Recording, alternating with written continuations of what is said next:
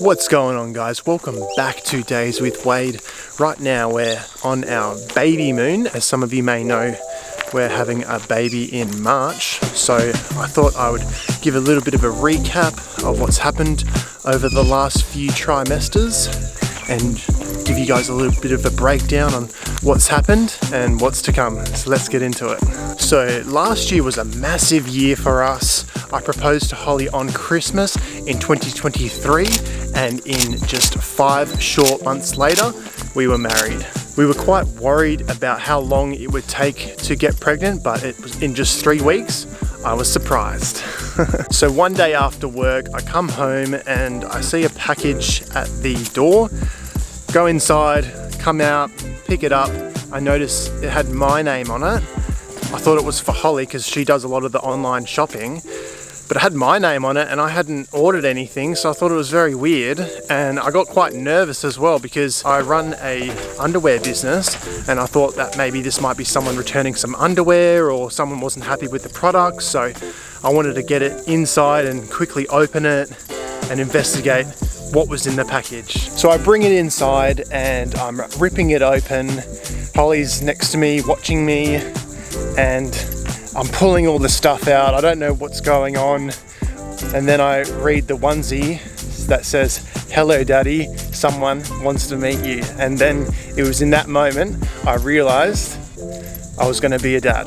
I felt very shocked and confused, but I was so happy at the same time. And it was just a hilarious moment that Holly had tricked me, and I just wanted to know more. I didn't know how long any of this took, so it was just a really beautiful moment that we shared. Fast forward 4 weeks and we were in the ultrasound office having our first ultrasound scan, and it was such a surreal moment to look at something that we'd both created together. Holly had a range of different symptoms, starting with extreme tiredness. She would come home at 3:30, need to nap for about an hour or so, and then it was straight into bed at 6 o'clock after dinner. She would get nausea. She couldn't cook or open the fridge because everything stunk so bad and would make her gag from the really strong smell. She actually had one of her co-workers out her at work because her back was so sore. It was just a dead giveaway. Fast forward to week 9, where we got to go back to the ultrasound office, where we heard our baby's heartbeat for the first time. Just a wave of emotion come over me. It was such a amazing moment. It was so fast as well. It was like beating it like 160 beats per minute.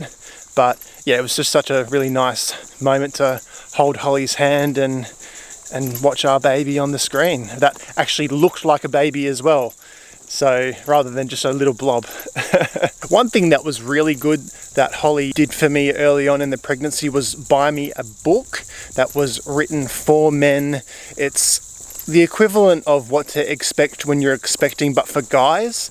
It highlights a lot of men's mistakes early on in the pregnancy, that a lot of the men aren't really invested in the baby until the baby is actually born. So it gives you a bit of understanding around that and about what your partner's going through and how best you can support. So I'll leave a link to the book in the description below. We also were on the apps every Monday morning. There's a new update for where you are in the pregnancy and what your baby looks like. A lot of 3D modeling and imaging, which was quite good to just be able to have an understanding of what's happening and what body parts are growing at that particular time. So that was also a nice little moment every Monday morning that we would look forward to. One question that I get asked quite a lot online is how do you decide whether to go private or public? We decided to go private because I just wanted to have everything available to us that Holly would need. So my camera batteries have just died, so that's really good. I've got my camera here on the phone, so just moving on with the story. I decided to go for private because I didn't want to have Holly go without anything, and just to have everything readily available to us, and just to have everything go as smoothly as possible. Well, as smooth as it can be anyway.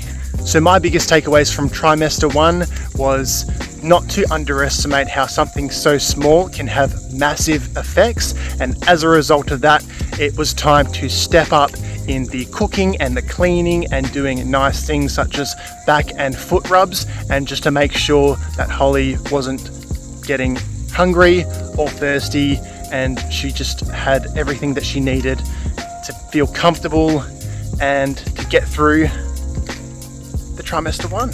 So trimester 1 was very exciting for me. I learned a lot about pregnancy, and it helped me handle everything that came my way in trimester 2. So look out for that one. Guys, if you like the video, make sure to hit that like button, and if you haven't already, hit subscribe. I've got trimester 2 and 3 coming, as well as some other awesome dad life content. So if you're keen for that, we'll see you guys in the next one. Peace.